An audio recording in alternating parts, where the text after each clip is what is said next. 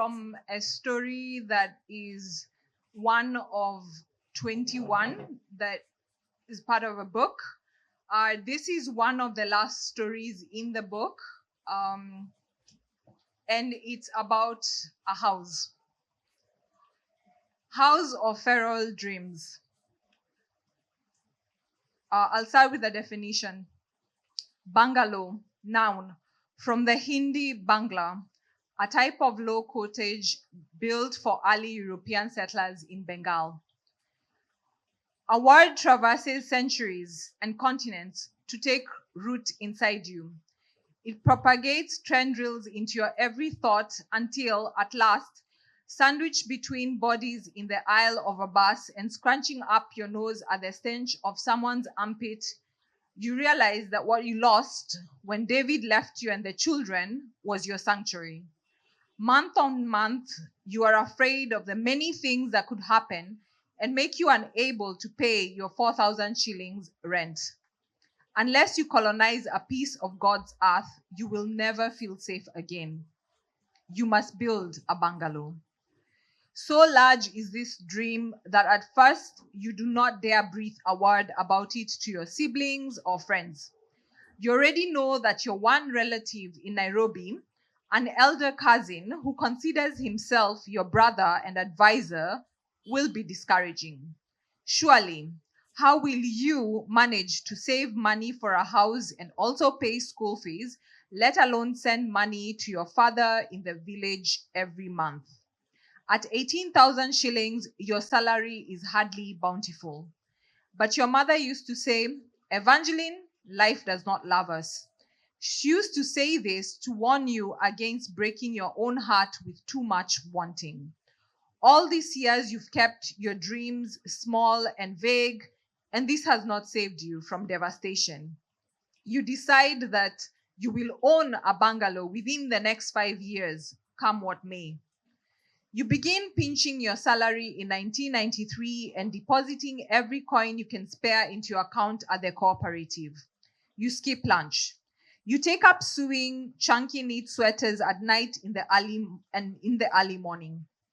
The run of the Singer machine from left to right and back, clicking as it snatches thread, becomes an echo haunting your quieter moments. You hawk the sweaters to everyone, friends, colleagues, and strangers, warning that children without one of your thick sweaters will end up with chesty coughs, especially in July. You ignore the quiet displeasure of your harassed friends, even as cold shame sits undigested in your belly. And still, the money is not enough.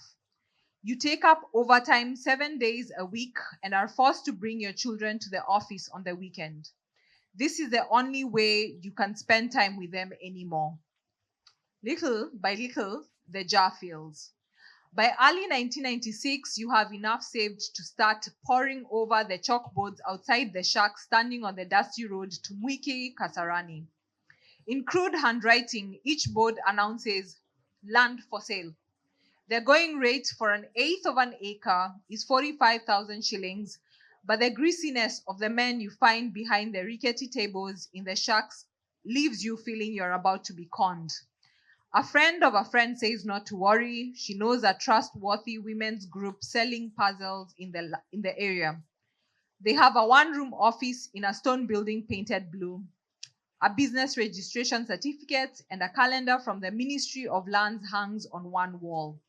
You visit them 4 times and each time receive the same patient explanation. All the land they sell sits under one mother title deed. You ask about securing an individual title in 4 different ways. In 4 different ways, you are told it will take time and the good graces of President Moi's government. But there is no cheaper land this close to the city, and your lawyer assures you that the paperwork is sound. Still, you tremble as you give the money away, almost a fifth of your fortune. For many years after, you only hold an allotment letter as proof of this transaction. Bury this worry deep inside you the sunny day when you finally feel the soil you own under your bare feet. Isn't it wondrous that you imagined this and brought it to pass? You, the youngest daughter of a farmer and the first in your family to move to Nairobi and attend university. You sweep your eyes over the wide landscape to commit it to memory. 20 years hence, this place will be packed with tall tenements and bursting at the seams with hundreds of thousands of new Nairobians fresh from the upcountry. Buildings will abut each other so closely that neighbors will have a front row seat into each other's affairs. And by night, cars parked on the streets because of a collective landlord forgetfulness to provision parking will be hotwired and stolen. But now you stand in a sparse landscape. Desolate bungalows emerge singly from the yellowed grass like forgotten thoughts. A rail line cuts a scar just below the horizon, and one acacia tree leans diagonally, dreaming at high noon as the air dances with heat. The poles carrying electricity lines stop 5 kilometers away at the Little Sisters of St. Francis Convent.